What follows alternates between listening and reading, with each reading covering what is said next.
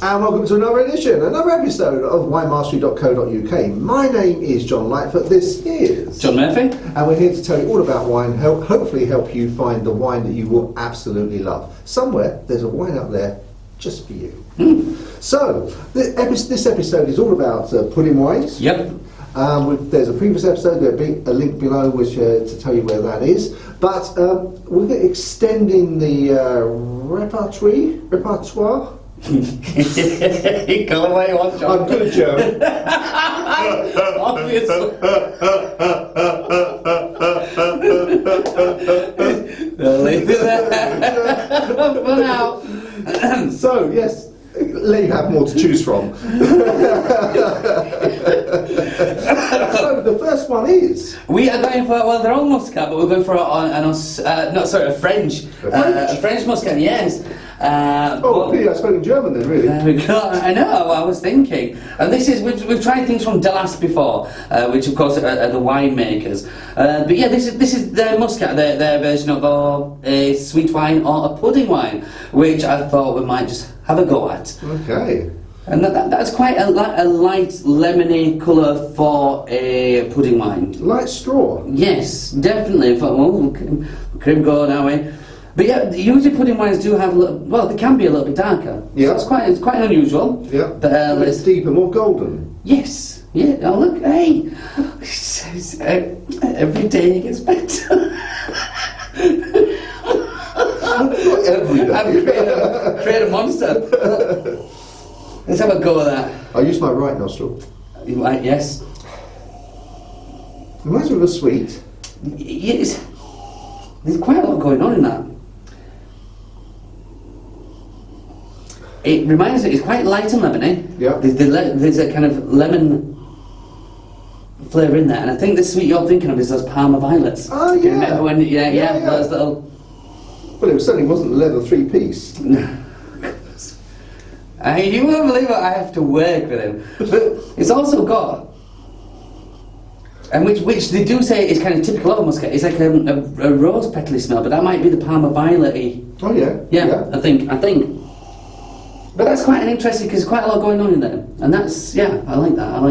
I have hay fever, so I don't very often sniff rose petals. So Do you not? No. Oh, I've struggled with hay fever, but I'll tell you another time. Another time. It's been hard. A whole different video. Let's taste the wine.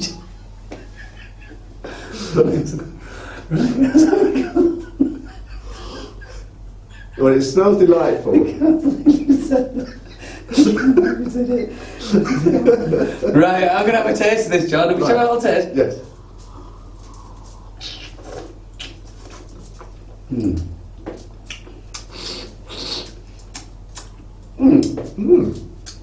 That's lighter than I expected, not as oily as I expected, but just what I would expect from a pudding wine. Now I'm dribbling now. Again, another video. But this is very unusual. Because to be honest, I'm not a massive fan of the pudding wines. I can appreciate them, but it's not something that I often choose to drink. It can be just, as you said, just too cloying. It can be too cloying. But what this manages to do, it's got the sweetness there, but the nice acidity in there also, which is cleaning the palate. So it's leaving the flavour there. Yeah. And that lemon comes through on the flavour, and also those rose petals come through again on the flavour. And it's quite a nice kind of length on there, but again, it just doesn't have the cloyiness.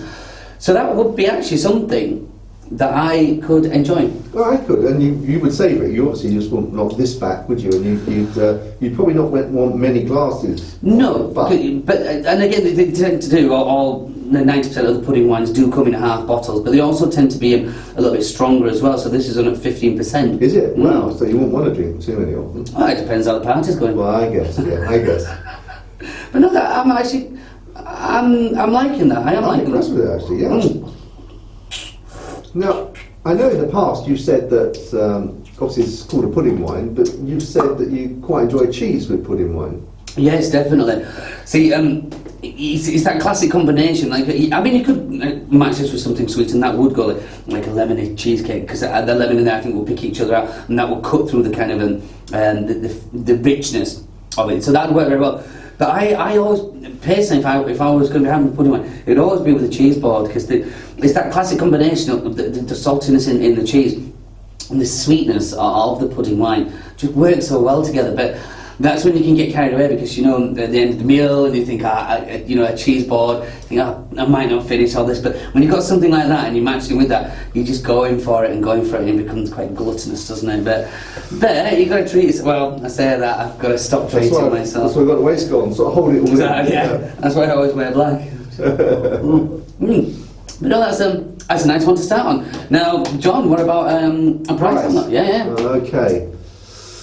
Right, so it's half a bottle, but having said that, I guess pudding wine will be a little bit more expensive if you were to price it per litre.